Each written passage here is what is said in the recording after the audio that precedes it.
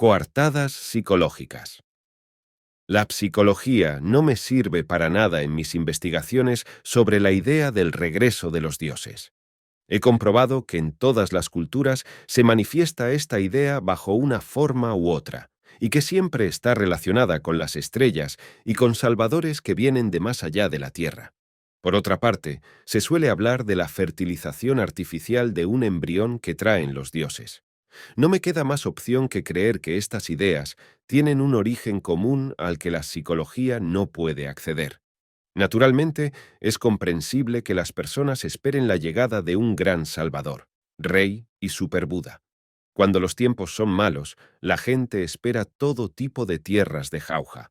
Pero esto no puede explicar las coincidencias y las correspondencias entre todas las tradiciones diferentes. Los meros deseos no pueden proporcionar unas crónicas tan precisas en primera persona ni todos los detalles de fechas y de nombres. ¿Acaso es de creer que Enoc se inventara la larga lista de nombres y de funciones de los ángeles amotinados? ¿O que la idea de medir el universo con el número de 2.057.125 yijanas le vino sencillamente a la cabeza de un soñador que estaba tumbado bajo una higuera?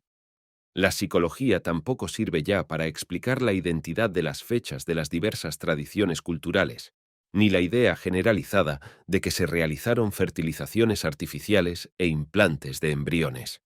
Otra cosa muy distinta es el modo en que las religiones posteriores transformaron estos conceptos para glorificar a sus salvadores con un nacimiento virginal.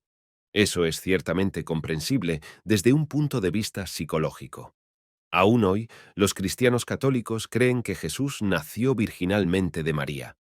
Tienen que creerlo, pues es un dogma o artículo de fe de la Iglesia. Aunque para ser completamente justos, deberíamos añadir que lo contrario tampoco puede ser demostrado científicamente. ¿Cómo podemos saber realmente que Jesús, o que el profeta hindú Sai Baba, si se quiere, no se desarrollaron de una semilla cósmica? Al fin y al cabo, es lo que sucedía en la antigüedad. Todos los grandes dioses y dioses reyes tenían que tener unas credenciales virginales para ser tenidos por iguales a sus predecesores. Semillas del cielo. Se decía que la semilla que, al crecer, se convirtió en el rey acadio Hammurabi, había sido implantada en su madre por el dios solar. Hammurabi se convirtió más tarde en el mayor de los legisladores. De él proceden las leyes y reglas más antiguas que se conservan destinadas a ordenar la vida social humana. El Código de Hammurabi. Esta estela de piedra de más de 2 metros de altura, en la que se grabaron dichas leyes, fue desenterrada a principios de nuestro siglo en Susa. Hoy puede contemplarse en el Museo del Louvre de París. El Código de Hammurabi contiene 282 párrafos. Según Hammurabi, se los comunicó el Dios del cielo, del mismo modo que Moisés recibió las tablas de la ley directamente de la mano de Dios. En la introducción a su recopilación de leyes, Hammurabi dice expresamente que Bel, el Señor del cielo y de la tierra, lo había escogido a él para que difundiese la justicia por la tierra, para que destruyera a los malvados y para que evitara que los fuertes sometieran a los débiles. Y naturalmente, el pueblo esperaba el regreso de su legislador. Lo único que podemos saber, volviendo la vista atrás, es que Hammurabi consiguió algo notable, y que se distinguió de todos sus contemporáneos por varios actos que se salían de lo común. Naturalmente, podría suponerse que sólo se le atribuyera un origen divino después de su muerte, si no fuera por la estela de piedra que tiene grabado su propio testimonio, escrito durante su vida, según el cual había sido elegido por los dioses. ¿Debemos tildar de mentiroso al legislador supremo? Eso sería como acusar a Moisés de inventarse la historia de que había recibido las tablas de piedra en la montaña sagrada. Nosotros, las personas modernas, sabias y superiores, Tashi, por supuesto, que la semilla del rey Hammurabi no podía proceder de ningún modo del dios solar. Pero ¿cómo lo sabemos? No estábamos delante, y el esqueleto de Hammurabi no ha sido sometido nunca a un análisis genético. Es muy característico de la lógica humana que rechacemos la pretensión de Hammurabi de haber mantenido contactos con seres de otros mundos mientras aceptamos los relatos de Moisés y de otros profetas. El rey asirio Asurbanipal, en cuya biblioteca de tablillas de barro cocido se descubrió la epopeya de Gilgamesh, también fue concebido virginalmente. Era hijo de la diosa Istar, que lo crió a sus pechos. Istar debía de proceder de otros mundos, pues en un texto cuneiforme se dice: «Sus 4 pechos caían sobre tu boca. Tú mamabas en 2, y ocultabas la cara en 2». Así es, 4 pechos, los suficientes para darnos envidia a algunos. Este rey Asurbanipal recibía la autoridad de sus decisiones de los consejos divinos, de los dioses Bel, Marduk y Nabu. Este último era el dios omnisciente del que la humanidad aprendió la escritura.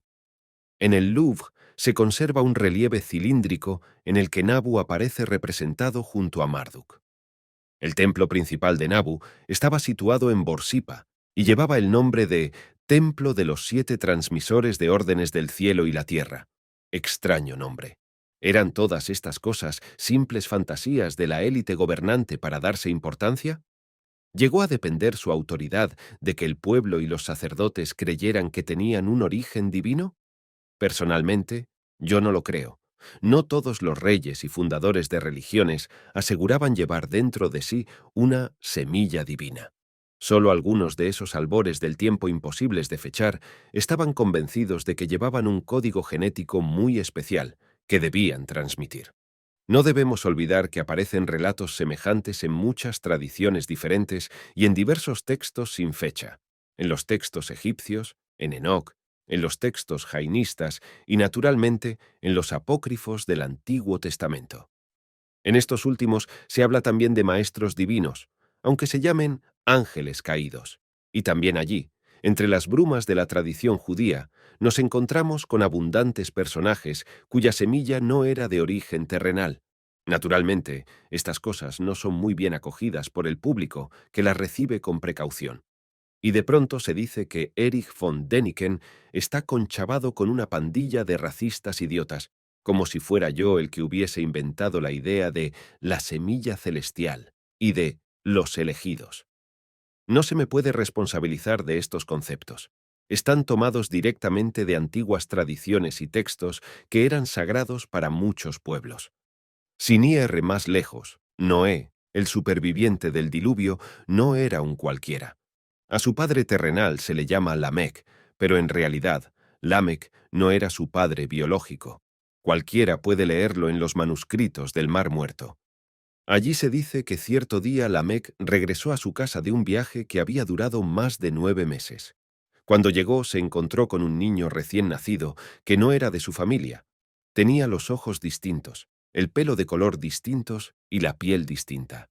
Lamec, furioso, interrogó a su esposa, que le juró por todo lo sagrado que no se había acostado con ningún extraño, ni mucho menos con un soldado o con un hijo del cielo. Lamec, preocupado, fue a pedir consejo a su padre. Este era el mismísimo Matusalén. Matusalén no le pudo aclarar la cuestión, de modo que fue a consultárselo a su vez a su padre, el abuelo de Lamec. ¿Y quién era este? Nuestro amigo Enoc. Este dijo a su hijo Matusalén que Lamec debía aceptar al niño como a su propio hijo y que no debía enfadarse con su esposa, pues los guardianes del cielo habían dejado la semilla en el vientre de su esposa. Lo habían hecho para que del huevo en nido ajeno, por así decirlo, saliera el progenitor de una nueva raza tras el diluvio. Este episodio demuestra que Enoc, que subiría más tarde a las nubes en un carro de fuego, ya estaba informado del diluvio catastrófico que se avecinaba. ¿Quién se lo había dicho? Los guardianes del cielo. ¿Y quién había organizado la fertilización artificial de la esposa de Lamec? Estos mismos viajeros del espacio. Con estos ejemplos intento iluminar las crónicas y las tradiciones que se encuentran por todo el mundo y que han existido durante miles de años. Esta alta sociedad divina, estos innumerables hijos de dioses, nos saltan a la cara de casi todas las mitologías del mundo. Dioses de ayer, dioses de mañana. La cultura de los tibetanos, que se hizo grande en altos valles incomunicados del resto del mundo, está familiarizada con el Rey Altísimo del Cielo, o Santo de lo Alto. Los tibetanos distinguen entre el cielo trascendente y el firmamento. Los reyes tibetanos más antiguos se llamaban tronos celestiales. Descendían de los cielos al servicio de los dioses y regresaban cuando terminaba su reinado, sin pasar por la muerte. Poseían unas armas inimaginables con las que destruían o controlaban a sus enemigos. El aspecto de algunas de estas armas se ha conservado en el recuerdo popular. Por ejemplo, el martillo del trueno, que todavía se venera en los templos tibetanos. Detrás de esto debe haber algo más que fantasías. Estos martillos del trueno son una realidad, aunque no podamos imaginarnos cómo funcionaban. La leyenda del gran rey tibetano Gesar dice que subió a los cielos entre una aparición celestial de luz. Cuando hubo establecido el orden en el país, desapareció de nuevo y volvió a su casa del cielo, no sin antes prometer, por supuesto, que volvería algún día.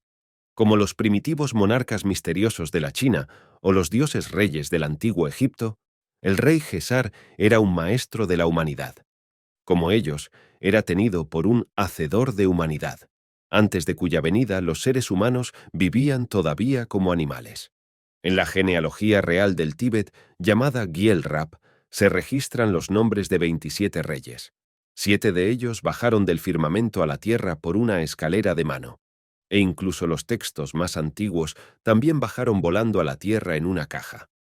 El gran maestro tibetano, con un trabalenguas por nombre, Padmasambhava, llamado también Urgyan Padma, trajo de los cielos a la tierra unos textos indescifrables. Antes de su partida, sus discípulos depositaron estos textos en una cueva para conservarlos hasta una época en que fueran entendidos. El propio maestro desapareció ante los ojos de sus discípulos y regresó a las nubes.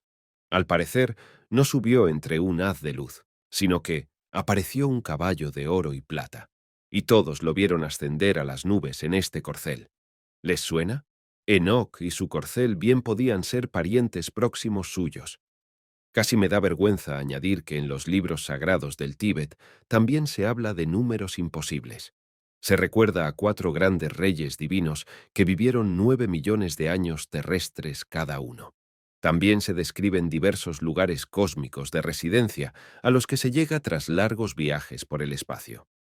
Los números y los periodos que se citan nos recuerdan poderosamente la teoría de la relatividad de Einstein, con la importante diferencia, por supuesto, de que los libros tibetanos Kanshur y Tanshur tienen miles de años de antigüedad. Pero estas ideas no solo estaban extendidas en el próximo y en el lejano Oriente. Los indios de América tenían ideas muy semejantes. Los relatos de la tribu Wabanaki hablan de su maestro Gluskabe, que les enseñó las artes de la pesca, la caza, la construcción de chozas, la construcción de armas, la medicina, la química y también, por supuesto, la astronomía. Antes de concluir su trabajo sobre la Tierra y de despegar hacia las estrellas, prometió regresar en un futuro lejano. ¡Qué sorpresa! En otro libro he hablado del dios maya Kukulcán. Aquí recordaré de pasada una cita. El pueblo tiene la firme seguridad de que subió a los cielos. Y por si alguien no lo había adivinado, también prometió regresar. No hace falta ser un Sherlock Holmes para relacionar entre sí estos fragmentos del recuerdo popular y de las religiones. Y yo creo, personalmente, que es una tontería decir que diversos pueblos de todo el mundo aprendieran a esperar a sus dioses después de escuchar a los misioneros cristianos. Pero, en nombre del cielo, ¿cuáles son anteriores? ¿Los textos cristianos o los otros?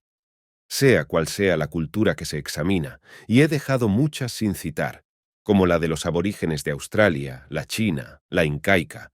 Recordemos que los conquistadores cristianos Pizarra, en el Perú, y Cortés, en México, fueron recibidos como si fueran dioses que habían regresado. Se encuentran leyendas semejantes o casi idénticas. Los dioses con billete de ida y vuelta son un fenómeno mundial, y los ejemplos que he citado en este capítulo no son más que la punta del iceberg. ¿Quién regresará? ¿Pero quién ha de regresar y cuándo? Los cristianos y los judíos esperan al Mesías. Los musulmanes, al Mahdi, que en realidad no es más que otro nombre de una figura mesiánica. La palabra Mesías significaba originalmente el ungido. Procede del hebreo Mashiach, en griego, Christos, que significa el rey ungido. Pero no puede representar a un rey terrenal, pues, como escribió el célebre profesor Dr. Hugo Gressman, la palabra Mesías excluye el concepto de un ser humano. Mesías es el nombre de un ser divino, de un ser que se supone debía existir antes de que existieran seres humanos. Observemos el denominador común de todos estos conceptos asociados al Mesías. Tiene gran poder. Trae un orden nuevo. Es la justicia personificada. Está inspirado, elegido y dirigido por Dios. Según las diversas religiones, es un hijo del hombre concebido por la divinidad, semilla, embrión, karma de la divinidad, que habitualmente ha residido cierto tiempo en la tierra, asciende después a los cielos y regresará algún día. Uno o muchos seres extraterrestres, semejantes a dioses, que vinieron una vez a vivir en la tierra. En muchas tradiciones, el regreso de los dioses se asocia a algún tipo de día del juicio o de ajuste de cuentas final, y a una serie de sucesos naturales catastróficos. Cada religión añade su propio color e interpretación, ajusta el relato un poco o un mucho para reforzar su propio mensaje y para asegurar la salvación exclusiva de los que creen en ella. Pero las leyendas que componen el núcleo de todas estas creencias son mucho más antiguas que cada una de las religiones, ya sea la cristiana, la musulmana, la judía o la budista. Repito, entonces, ¿quién ha de venir? ¿Quién es el juez al que debemos temer? ¿Quién regresará con ejércitos celestiales y gran agitación del firmamento? La filosofía paleoviet puede ofrecer a estas preguntas una respuesta que concuerda con todas las tradiciones. Es una teoría que confirma muchos textos y que resuelve muchos enigmas diferentes. Pero, a diferencia de las religiones, la filosofía paleoviet no exige fe ni creencias, solo un examen racional y libre de perjuicios de sus ideas y de sus propuestas. Pues a diferencia de las expectativas mesiánicas de la religión, se basa en la lógica y en la razón. Adiós, papá.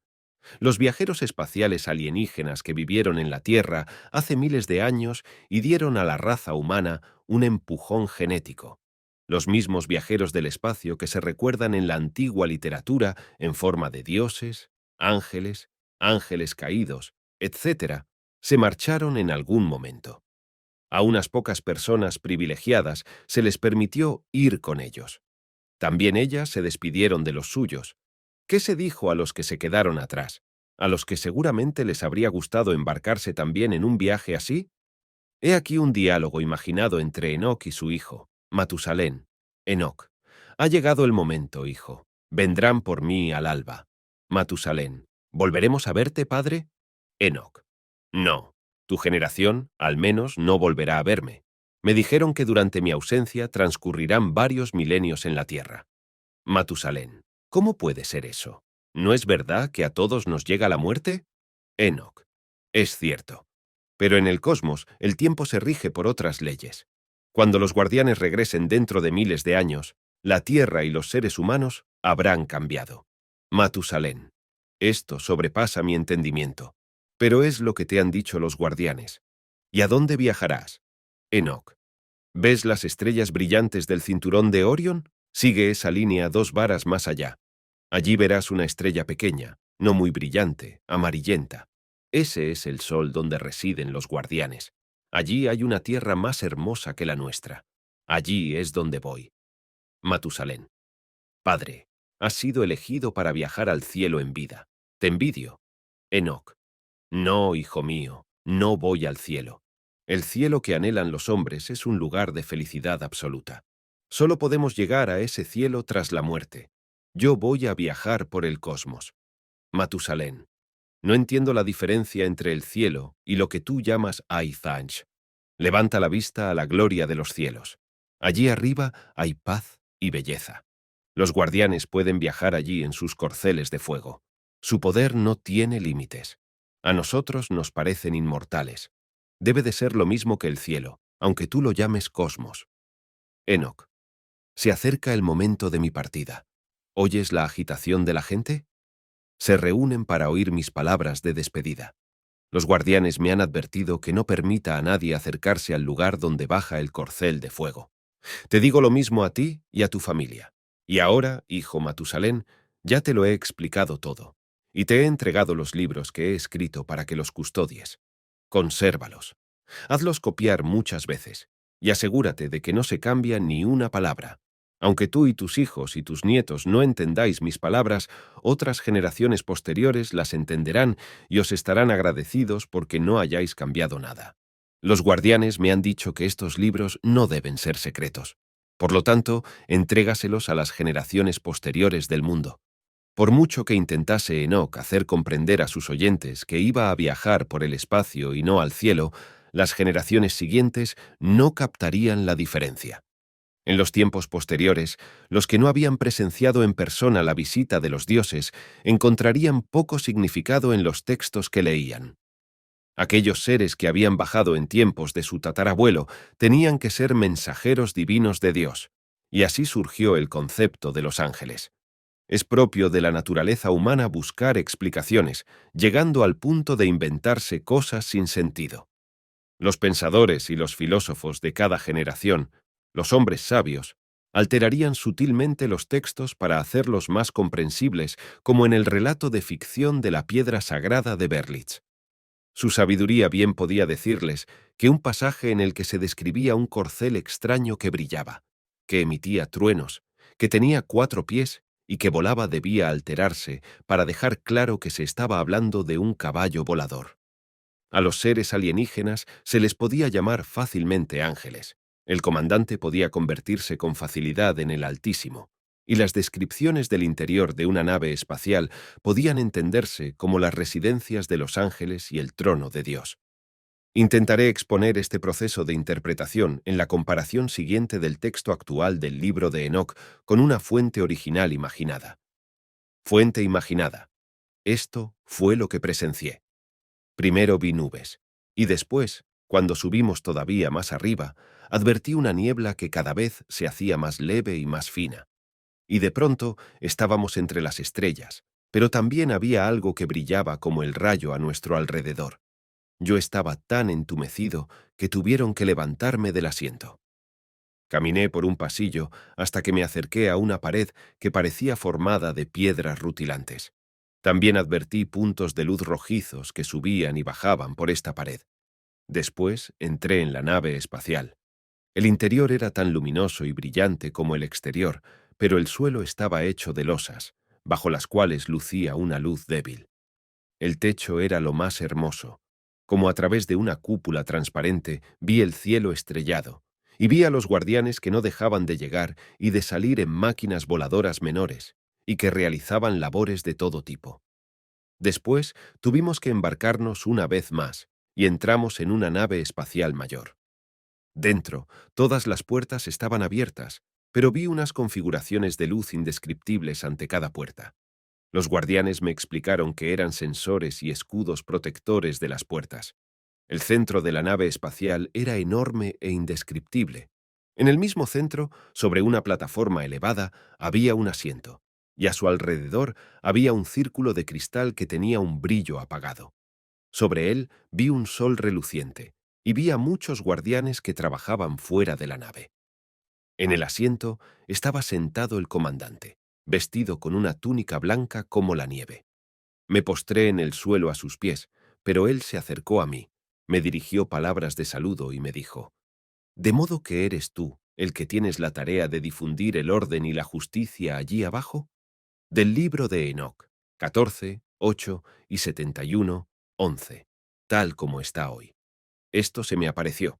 He aquí que las nubes me invitaron a subir y una niebla me impulsó hacia arriba. El curso de las estrellas y el rayo me impulsó y me empujó, y los vientos me dieron alas y me alzaron hasta las alturas. Me llevaron al cielo. Entré allí y me acerqué a una pared hecha de cristales y rodeada de lenguas de fuego, y esto empezó a atemorizarme. Entré por las lenguas de fuego y me acerqué a una casa grande hecha de cristales. Las paredes de esa casa eran como un suelo enlosado de cristales, y el suelo también era de cristal. El techo de esta casa era como el curso de las estrellas, atravesado por el rayo, y entre los dos iban y venían querubines ardientes. Y he aquí que había otra casa, mayor que la anterior. Todas sus puertas estaban abiertas a mi paso y estaba construida de lenguas de fuego. Su gloria y su grandeza eran tales, en todos los sentidos, que no os la puedo describir. Miré hacia allí y advertí dentro un trono alto. La forma de aquel lugar era como la de un brazalete. A su alrededor había algo como el sol brillante y que tenía la apariencia de querubines. Allí estaba sentada la gran majestad. Su vestido era más radiante que el sol y más blanco que la nieve recién caída. Entonces me postré en el suelo y todo mi cuerpo se fundió y mi espíritu se transformó. Se acercó a mí, me saludó con su voz y me dijo: «Tú eres el que ha nacido para la rectitud, para la